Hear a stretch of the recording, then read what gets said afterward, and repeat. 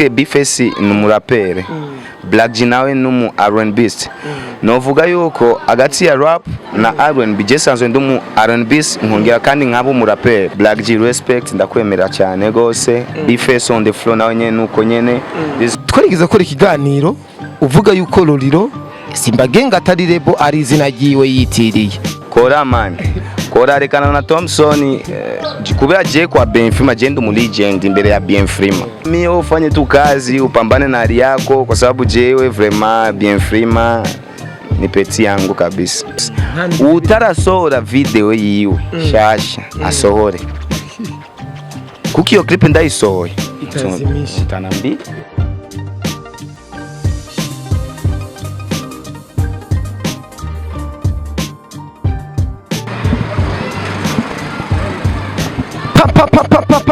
tuku moja mbili koresha umwanya yamaze gushika kuri microphone za Free GTV nabwira ati banzo fyonde subscribe ndabibutsa ko inyuma ya kamera ari MC Blizo Blizo umwe ku mubumbe amazina menshi cyane yitazira y'ubuhizi yesu no musire mukuri micro za Free GTV tugomwe n'umutumire umwanditsi w'indirimbo Gumya umwanditsi w'indirimbo Maria umwanditsi w'indirimbo Tingisha Makanaki n'izindi nyinshi zakunzwe cyane reka tumuramutse kwanza vipi bro poa kaka urameze neza yego ndashima kabisa mbona sauti unafira ipandi unaumwa hapana nilikuwa na maiza tu masiku naumwa lakini hivi niko fresh ndio maana niko kimya sana mugabo umeze neza vraiment ndashima kweri woraho atari banga bari baguhayishano nkuko mengo biharawe ivyo bintu oya vraiment yari ngwara gusesanzwe mugabo ubu ni fresh Thompson neza Thompson amafaranga nyuma kunda kwambarira nangaye kumengura berewe cyane bro kimwe gusa novuga Jess nambarira menshi kandi simake kandi mu kwambara ndibaza ko ikintu gishimye naho cyo bakigugwa ngaye ukaba ufise ubu buryo urakigura ye Thompson tugaruke gato ku ndirimbo je numvise umengo harimo igishego indirimbo yitwa Tingisha umengirimo igishego ucuragaruka kandi hamwe na umunoho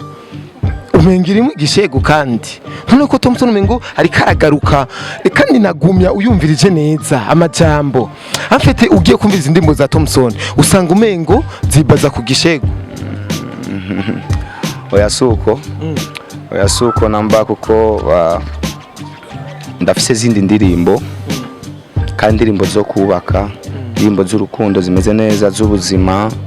ibaza ko wicaye neza ukaraba kuri YouTube yanje ikindi kintu cyanda bibuse je nari mfise YouTube yanje ya mbere mu nyuma ndaronga management yo YouTube yanje ya mbere yarimo akazi kanje kenshi cyane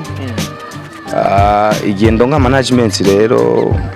twahisemo kuyihagarika kugira dukora indi ibintu bitangure bushasha nta mugabo ajya mu buzima kwizera kweri kwizera ibaza ko ikintu ciza cyane sikina kintu cyose utezwa kwizera je icyo nafashe nabwiye abantu banje dukorana iyi YouTube yanje ya kera nimwifute kwanza mwe murayigumizaho naho twotangura akazi ni management turashobora kuyindurira irindi zina ikaba ari YouTube yo gushiramo ibintu vyanje amashow amatua yanje iyi nayo ni YouTube yuko strategy yuko niyo nafashe kuko ivyo nari niyumviriye ivyo byabaye mu nyuma contrat irahagarara sigura yuko igiye contrat yahagaze je nabandanye nkoresha ziga YouTube zose zibiri mugabo igiye ya kera niyo iriko indirimbo zanje nyinshi cyane z'ubuzima zabigeme zo guhayagiza igihugu iyi nayo ni YouTube yanje shasha mugabo apule moma niyo nkoresha mugasi kuvuga yuko ngo Thompson aririmba ibishego tusa niyo mudu burimo Thompson nuze Black G hamwe na Bface wababonye gute muri studio mu gihe Bface azwi nk'umuntu aririmba ibintu by'imigani myinshi ngo umwongere w'ubunyegeri ngo kenshi agendana mu kubuzo imigani myinshi cyane Black G nawe ucumengura mwitwaje mu gukandamiza abandi baririmbyi uri kuraba ponda yuko ibintu byabo byose ari makanaki baragira amasho swata ngo ariko mwebwe fresh ngo ama views yabo ni makanaki kuko narayumvirije indirimbo neza Black G na Bface wababonye gute muri studio kwanza kimwe novuga kwanza nivo nizingana ninde sumbundi nivo hagati ya Black G na Bface mbo iryo ni genda bizi ivyo ni genda bizi usumbundi nivo nizingana mbwa kimwe novuga bose n'abaririmbyi beza cyane Black G mu kuri codinga kwanza ujya agenda mwita mu Giswahili ndamwita kambio mbio kafanya mbio numuntu sinzi ahantu akuri mistari nawo muzanira sije imeze gute Black G vraiment arayimenagura kuko maze guhura na Black G sana mu studio kandi na studio nkunda gukoreramwo kwa Etizo kenshi nawe nyene niwe akorera maze kumukurikirana ariko arakora navuga yuko abikora neza ya cyane gose ku ruhande rwa Bface nawe nyene Bface je ndamwemera sana kandi cyane gose kandi ubu ari kuri time navuga yuko ubu n'umwanya wiwe ariko arabikora neza ariko gutwara Primus Star n'abandi baririmbyi bo ariko arabikora neza tout simplement mugabo sinibaza ko ari kibazo cyo kuvuga ngo we wabonye nde kwashoboye parce que Bface ni umurapere Black G nawe numu R&Bist novuga yuko agati ya rap na R&B je sanzwe ndumu R&Bist nkongera kandi nkabo umurapere mugabo R&B niwo muziki wa Mayijambo niwo muziki watumye menyekana nka Thompson navuga yuko bose n'abaririmbyi beza kandi bose babikora neza kandi bose respect Black G respect ndakwemera cyane gose Bface on the floor nawe nyene nuko nyene this is my brother na Bface nawe nyene twarakuranye sana muri game iri baraba twarirengana ko sana ya akiba mu Nyakabiga tugikorera kuri My Bobo Record cyo novuga gusa komeza bro kandi anushise vraiment respect Black G nawe nyene ubiravye nari baze sana n'umuziki ko je Black G no muhizina ry'ubu legend Black G no mu legend ko je nibuka muri 2011 narigeze kumutambira muri concert yiwe oya sinari umudansere wiwe mugabo iyo concert ico gihe yari muri management yitwa Iwacu Vision Present yari management y'umuririmvyi bitande Giraps afise umugore wiwe ya bigabiye barandondeye ko ntari umudansere nawe njene ico gihe barandondeye naramutambiye muri show yiwe ikindi kintu mvuga ko ari umu legend Black G ico gihe yagize show muri stade ya Muyinga nahandi hantu mu Burundi maze kubibona undi muririmvyi yari concert ya Black G wenyene aruzuza stade nico gituma novuga yuko ari umu legend ya abandi bita ba legend bo bobwiye abahe ramura numva Lolirongo no mu legend Fizo ngo no mu legend bande ngo na ba legend erega uri umu legend bisigura yuko uri wenyene bien sûr Fariaz Big Fizo ni legend tubiravye nawe nyene ubiravye ni legend na Lolilo no mu legend Lolilo ni legend bose ba Bidondo ba Perhaps bande ni ba legend vraiment ariyo generation ni nkaba Passé Étoile du Centre igia generation yose ya ba Passé Étoile du Centre Fariaz ba Lucky Boys Mix ba Sosokey na ba Perhaps ba Bidondo ariyo generation vraiment ya ba legend ico je sino gihakana kandi na Black G nawe nyene muri generation arimwo kandi Black G ari mu bantu nawe nyene yatanguye kera Thompson tugaho tukubi byavuzwe we na Lolilo twarigeze ko ikiganiro uvuga yuko Lolilo Simba Gang atari lebo ari izina ryiwe yitiriye. Tuza tubona umuririmbyi mugenza we yitwa Bien Frima Boy arazanye opposition kuri abantu bagaya Loriro ngo ese nguraza amateka ya Loriro. Eske Loriro wowe umuhike kibanza muri we? None si uyo Bien Frima nawe yavuze iki? Bien Frima yavuze ngo abantu bagaya Loriro. Abantu bagaya ngo nabajinga aratanga na faki. None yavuze je kwizina cyane. Yavuze kuko yararavye ikiganiro nabonye na commentaire yiwe ngo uyo jama ngo ndamucanaga ngo ni rofa sana. Bo ikiganiro. Ndibaza ko je na Bien Frima nitungana. Ugiye n'umuririmbyi mutonya cyane kuri Thompson. Ndabizi ko abarundi turi trop negative, ndabizi cyane. Mugabo Frima Boy bro. Kora man. Kora rekana na Thompson kubera je kwa Bien Frima je ndi mu legend imbere ya Bien Frima. Ndi mu legend. Nakantu gato rero katagwijya. Mbo apana kantu n'umuntu muto saka n'umuntu muto cyane gose kuvyerekeye rero umuziki niyo hagarira imbere ya Thompson. Nawe yo kwicanga Bien Frima na famille yiwe yose bose baze bamufashe je ndumwigisha wiwe umuziki. Ariko we ntavyemera ivyo bintu. Kutakwemera ajya urabona kila muntu wese ari ingene yiha ikibanza ciwiwe. C'est bien arakora kandi ni vyiza. Mugabo kukote ya Thompson vraiment atuliye vraiment kuko jewe ariyo nabandi bamukuriye cyane bamusumba bemera Thompson ko arinde icyo ashoboye. Sikuvuga yuko shaka ngo duhagarikire kwico kintu cyane kimwe cyo novuga mbo usanga ivyo navuze byaramubabaje kandi usanga yarimo arondera amanota kugira aronge collabo nabo navuze kimwe gusa no mubwira bro fanya kazi achana na mimi ufanye tu kazi upambane na hali yako kwa sababu jewe vraiment Bien Frima ni peti yangu kabisa. Thompson tugaruke rero gato kuri umunoho akapera kwanza gato bro ndayijemo neza kwanza. Bad girl I wanna see your lover you remind unavyodensi mwenzio napata homa kidesign uraryoshe urafite isupu uri umukobwa mwisi bamwe bibijuju speed yawe ntwara nk'ikigugu umunono numva je nukuye umuntu ngo haranu yenza numva ngo I need you so much gira vuba umpe kuko I need you so much ntumva yuko ngo uraryoshe udafite isupu hari umuntu aryoha atagira isupu. Mbo azi ajya mu kwandika indirimbo ariyo n'ayandi maparole yandi majambo dukoresha kugira umuntu indirimbo ay feeling kuburyoshe udafise isupu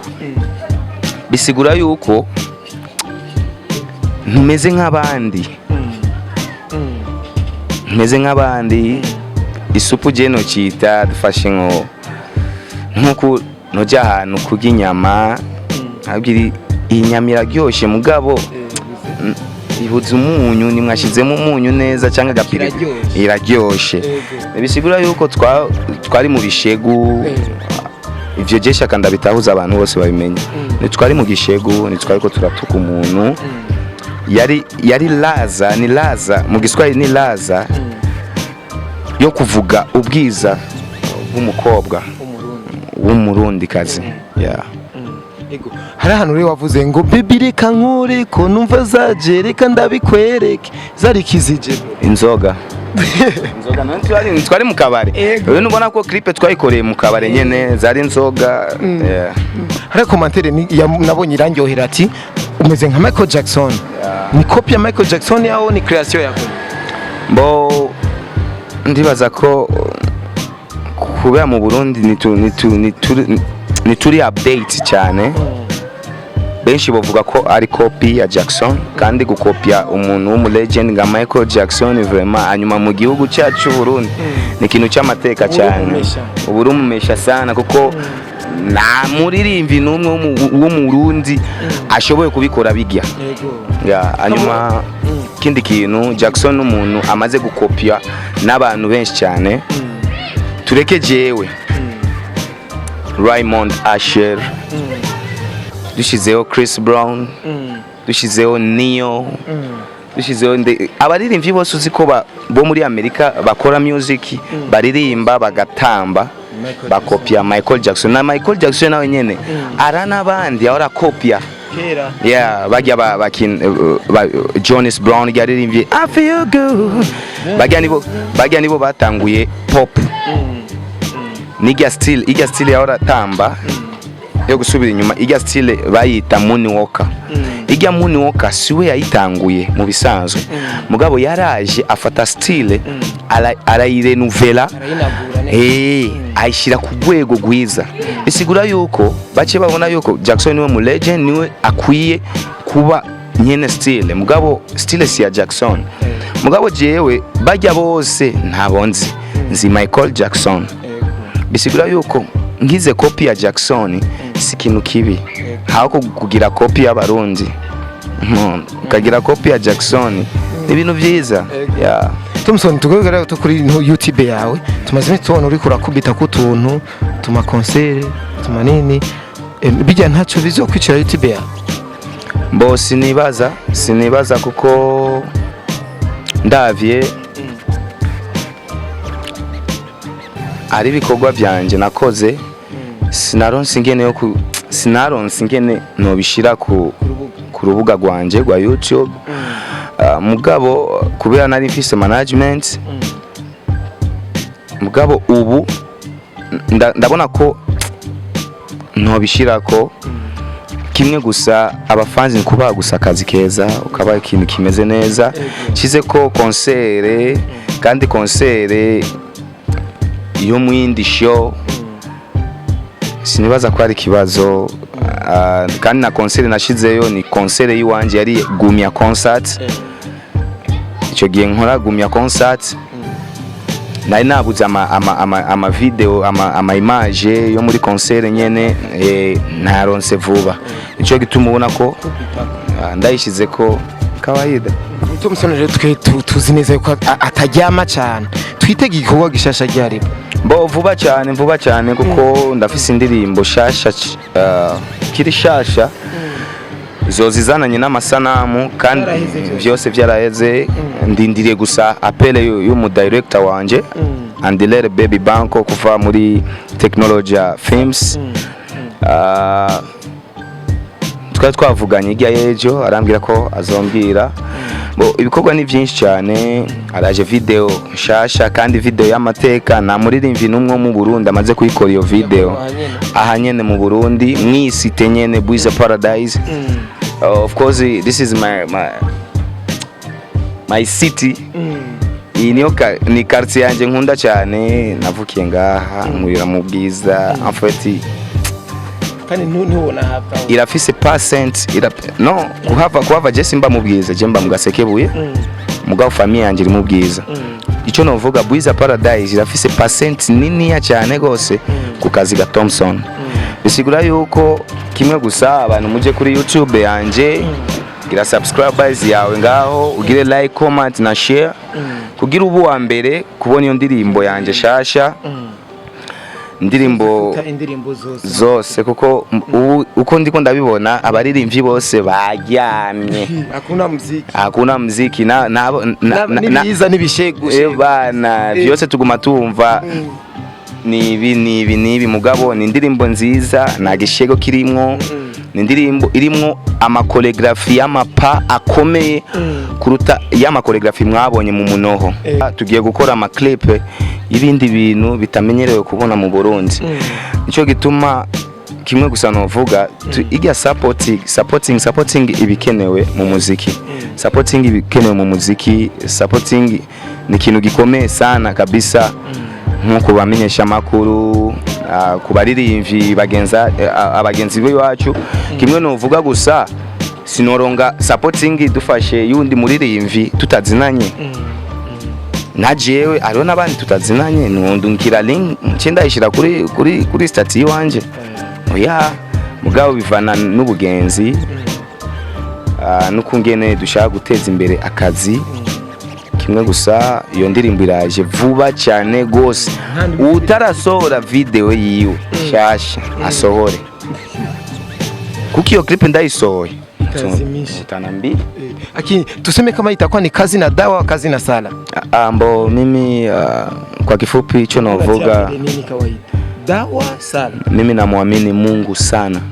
Kandi Thompson arasenga cyane gose. Musulman n'umukristo. Oya je ndi umukatolika vraiment nejo dimanche kaza kuri Saint Michel uzonsangayo imisa ya kabiri simbura vraiment mba ndi Simbura umukatolika ukuri mu gusangira bagira gute? bo ndibaza ko tuca dutangura birebire mbwa kimwe gusa no babwira byose ndabizi basi nzokora basi aka video ndi mu rusenga basi ndabikore basi gira urumenyese rw'umusaraba turavunyine none ze mura ndavyibagira. Yes bakunzi data nijya mwana nijya mutima mweranda amen. Badida ni Thompson the voice killer, the vocalist number 1. Yeah. Akunde kuita king. Napenda una picha kiposti anataka karanika king. Yeah. Haraba bipinga meje nkabwira ati sasa umuntu wese afise uko ibintu abibona. Akwiye kwita amazina ashatse. Thompson je reka ndagushimire cyane, turakora ikiganiro ciza cyane, reka ndagushimire cyane. Nanje ndabashimiye cyane mugabo mu kibazo cyo kwita king kila muntu wese none nga mu Burundi dufise abakingi bangana. Mina siyaga ngo king ngo Fizo is king ngo Sadbi is king Lorongo is king ngo Bifes is king ngo Nani is king umva bose biyita abaking is king. None je ni ise king ari kibazo nta kibazo sikosa kandi kila muntu ni king ku kazi kiwiwe no mu muryango wiwiwe no mu bafanze biwe. Kimwe gusa novuga je ndi king kuvyo nkora mu bafanzi banje muri management yanje team the voice killer team killer boy ça veut dire que Jenny c'est king kandi jewe kenshi abantu nibo banyita king. Ari umuntu yarigeze gushirako commentaire anyita legend bo ndamubwira bro pana je sindi legend sindayishika ko yo level marambia oya je uri legend kubwi wanje uri legend bisigura yuko umuntu yisi ikintu si bibi waze si bibi ni nkabiga je ndashaka kuvuga ikintu kuri emission ugasanga undi muririmbyi ufise shwa yawe yo kuvuga icyo ushaka si muda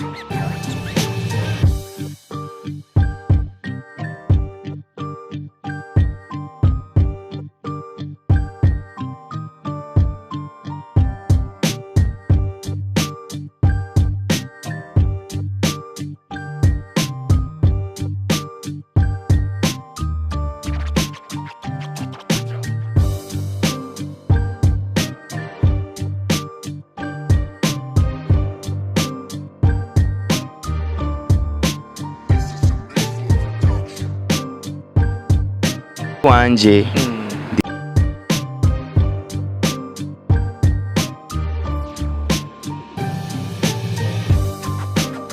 wizi Ndasutena.